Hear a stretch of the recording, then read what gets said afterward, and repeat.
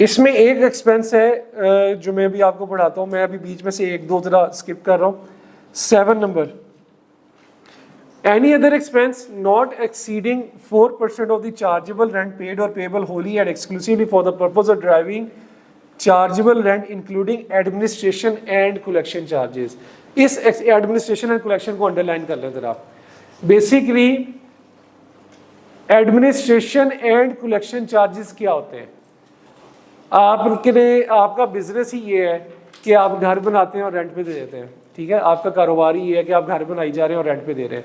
माशाल्लाह से आपने बचपन से ये काम शुरू किया और अभी तक आपके कोई 25-30 घर बन गए और सारे के सारे रेंट पे हैं और आप महीने से रेंटल इनकम एंजॉय कर रहे हैं, वेले बैठ रहे हैं और कुछ नहीं कर रहे, ठीक है। अच्छी इनकम है वैसे।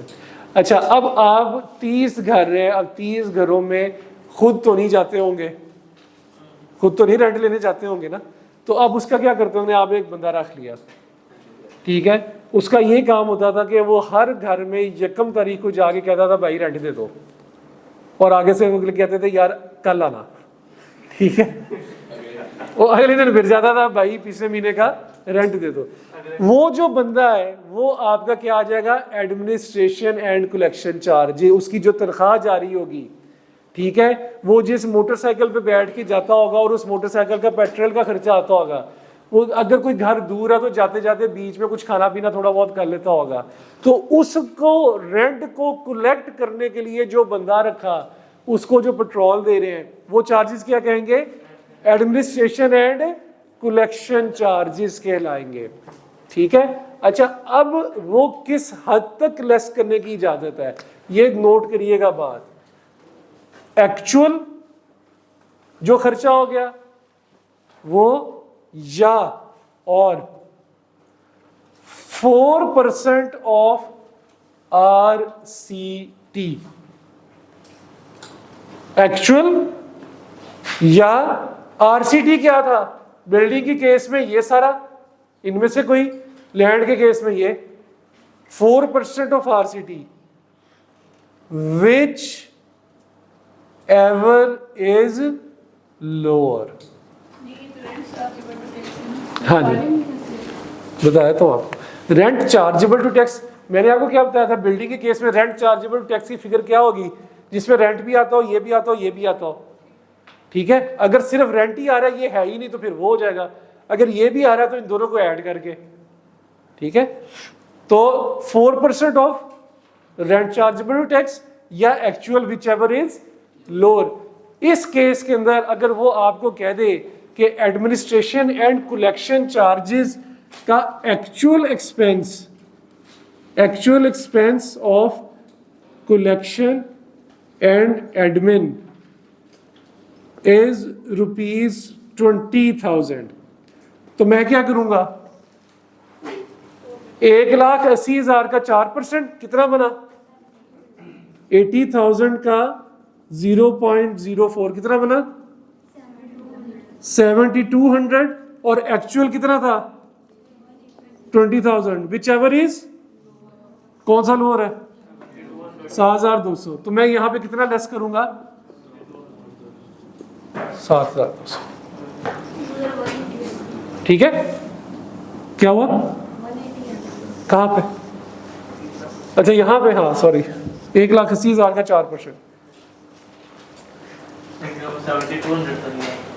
क्या हुआ?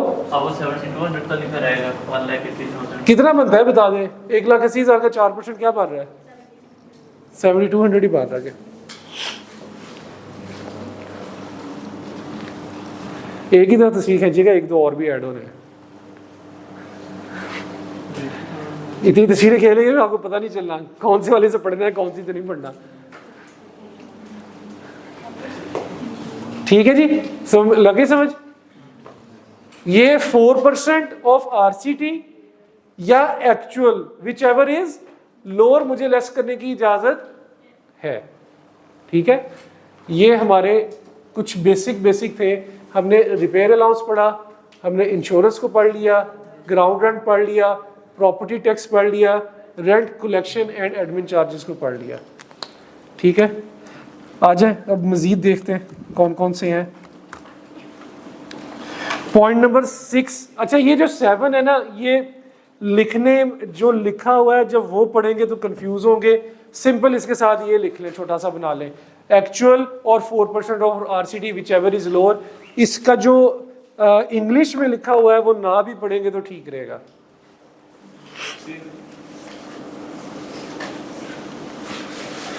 इसमें जो एक बात लिखी है ना, how ever depreciation on the official building is not deductible, इस लाइन को अंडरलाइन कर लें। इसको मैं आपको अभी एक्सप्लेन नहीं करूंगा, I will explain it with the income from other source, ठीक है।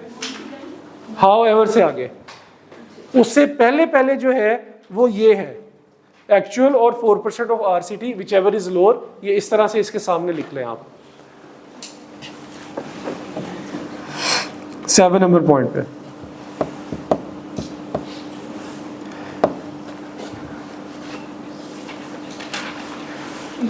Six point, legal charges. Legal charges क्या होते हैं जनाब? आप किसी कोर्ट में गए हैं, वकील का खर्चा, ठीक है, वहां पे कोई डॉक्यूमेंट्स बनाने का खर्चा, ठीक है, ये सारे लीगल चार्जेस में आ जाते हैं। चाय पानी का खर्चा। अच्छा, लीगल चार्जेस की बड़ी आगे जो इन डेप्थ बात है वो ये है, to defend the title of the property. Property का टाइटल डिफेंड करने के लिए जो लीगल चार्जेस होंगे सिर्फ वही हमें लॉयबल एक्सपेंस होंगे, और any suit connected with the property in a court, ठीक है। प्रॉपर्टी से रिलेटेड उसका टाइटल डिफेंड करने के लिए, प्रॉपर्टी से रिलेटेड कोई और केस चल रहा है उससे रिलेटेड जो भी लीगल चार्जेस होंगे that will be allowable deduction. तो हमें इसको किसके नाम होगी, ठीक है, प्रॉपर्टी किसके नाम होनी है, अगर उसके नाम ही नहीं प्रॉपर्टी तो रेंट कैसे ले? प्रॉपर्टी किसके नाम होनी है? हाँ, प्रॉपर्टी का देखिए कई दफा ये होता है कि प्रॉपर्टी किताबों में आपके नाम है, ठीक है। अब क्या होता है कि आपका भाई केस कर देता है ये तो प्रॉपर्टी मेरी है, now you have to defend कि भाई नहीं ये मेरी ही है, सही है। कोई रिश्तेदार केस कर देता है, कोई चाचा मामा केस कर देता है वालिद साहब की प्रॉपर्टी पे, ठीक है, कोई और ना करे तो एंड पे फूफा कर देगी केस, सही है। बहरहाल अमीर बंदे के तो कई प्रॉपर्टी होती है ना, तो वो फिर रिश्तेदारों ने केस कुछ करने होते हैं, सही है, तो वो फिर इस तरह के केसेस चलते हैं। जिस तरह हमारी एक बहुत बड़ी सेलिब्रिटी है, मैं नाम नहीं लेना चाहूँगा, रिकॉर्डिंग भी हो रही है अभी मशहूर हुआ बड़े, सर ने ये वाली बात कही थी, तो उनका जब एक्सीडेंट हुआ, उनकी डेथ हुई है, सेलिब्रिटी काफ़ी मशहूर है, आप सब जानते होंगे। तो उनकी प्रॉपर्टी पे उनकी जो वाइफ थी, दो थी आई थिंक या 3 थी, तो उन्होंने आपस में केसेस कर दिए थे, ठीक है। हालांकि प्रॉपर्टी का टाइटल तो डिफाइन ही था वो किसकी है, लेकिन उन्होंने कहा नहीं ये हमारी बनती है, उनके आगे बच्चों ने केसेस कर दिए, उन्होंने कहा नहीं जी इतना शेयर हमारा बनता है, इतना शेयर बनता है। अब एक्चुअली में वो किसी ना किसी का तो नाम है ना, तो अब वो जिसके नाम है वो अपना टाइटल डिफेंड कर रहा है, ठीक है। तो that's a very common example. तो ये चलती रहते हैं बातें। अच्छा जी, आगे इसके अंदर पॉइंट नंबर 4 पे आए जरा। पहले 3 पॉइंट हो गया, छठा हो गया, 7वां हो गया, सही है। इनमें कोई प्रॉब्लम तो नहीं ना रह गया, ठीक है। इंटरेस्ट और markup on the utilisation for property including mortgage charges, चौथा पॉइंट।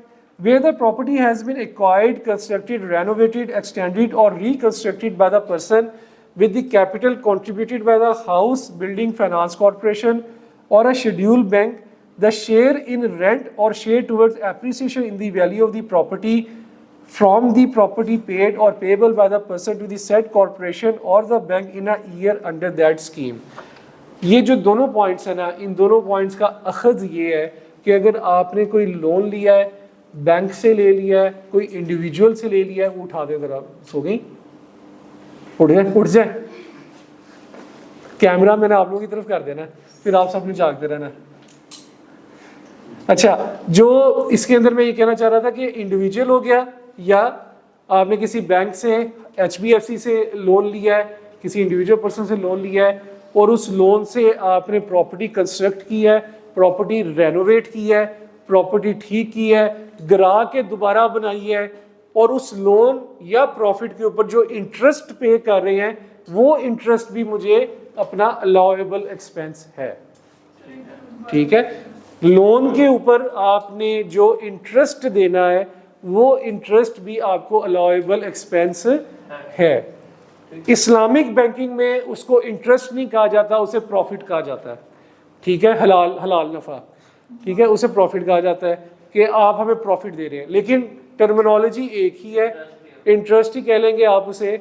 ऑल्दो इस्लामिक ठीक है, मैं अभी उस डिबेट में नहीं जा रहा, मैं सिर्फ वर्ड की यूजेज बता रहा हूँ कि वो प्रॉफिट कह देते हैं तो लोन के ऊपर आप प्रॉफिट पे कर रहे हैं। ठीक है, कन्वेंशनल बैंकिंग जो है वो लोन के ऊपर कहती है आप इंटरेस्ट पे कर रहे हैं। तो दोनों में से कोई भी चीज़ हो हमें अलाउएबल एक्सपेंस है। ठीक है, प्रॉपर्टी बनाने के लिए, प्रॉपर्टी रेनोवेट करने के लिए, गिरा के बनाने के लिए, ठीक है, और इसमें क्या लिखा हुआ है, रेनोवेट एक्सटेंड करने के लिए।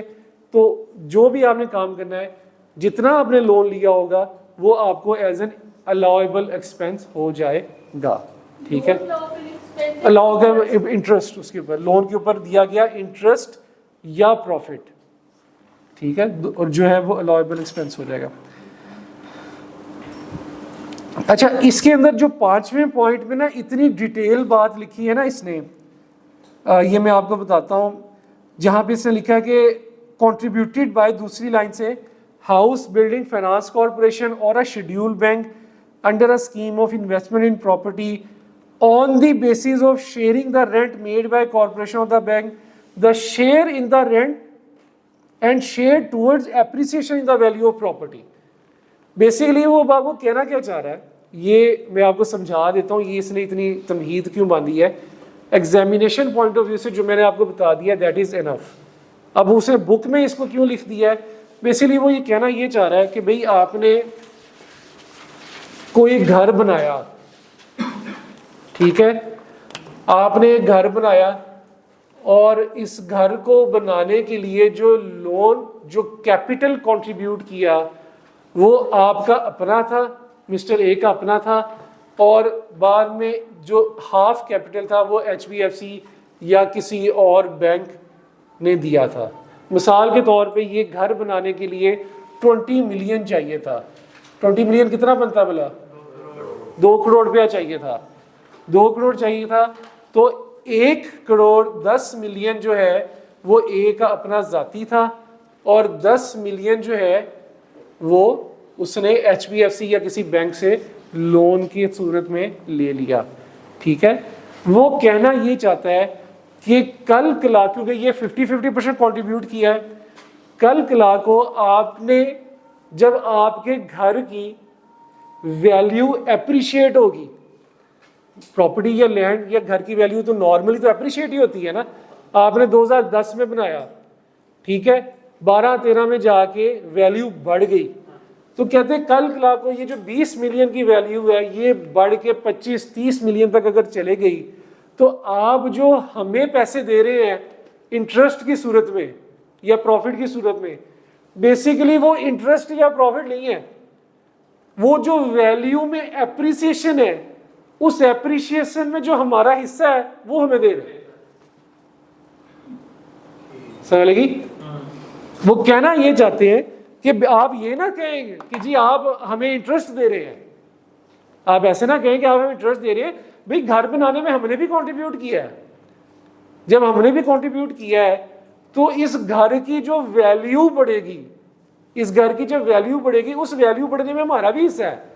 तो आप जो हमें हर महीने इंटरेस्ट दे रहे हैं, बेसिकली आप वो दे रहे हैं जो हमारी वैल्यू की एप्रिसिएशन आएगी। ठीक है, या एक तरफ ये कहते हैं, दूसरा ये कहते हैं कि भाई आपने ये घर रेंट पे दे दिया है, आपने घर बनाया और रेंट पे दे दिया, तो घर बनाने में हमारा भी हिस्सा है। तो बेसिकली वो जो आपने रेंट पे दिया है उस रेंट पे भी तो हमारा हिस्सा है। समझ लगी? तो आप ये ना कहें कि आप हमें इंटरेस्ट दे रहे हैं या आप हमें मुनाफा दे रहे हैं, आप हमें हमारा हक दे रहे हैं, वो रेंट में से भी निकल जाए या वैल्यू में से निकल जाए, जैसे मर्जी। तो ये जस्ट एक क्लैरिफिकेशन के लिए है। नॉर्मली क्वेश्चन में इतनी डिटेल नहीं आती, हमें एग्जामिनेशन पॉइंट ऑफ व्यू से बस इतना याद रखना ज़रूरी है कि जो रेंट है उसमें से इंटरेस्ट और प्रॉफिट, अगर इंटरेस्ट का, प्रॉफिट जो है इंटरेस्ट का ही दूसरा नाम है, इंटरेस्ट जो है जो मैंने लोन लिया है उसमें मुझे इंटरेस्ट लेस करने की इजाज़त है, और वो मैं यहाँ पे लेस कर दूंगा अपने एक्सपेंसेस में, इंटरेस्ट में।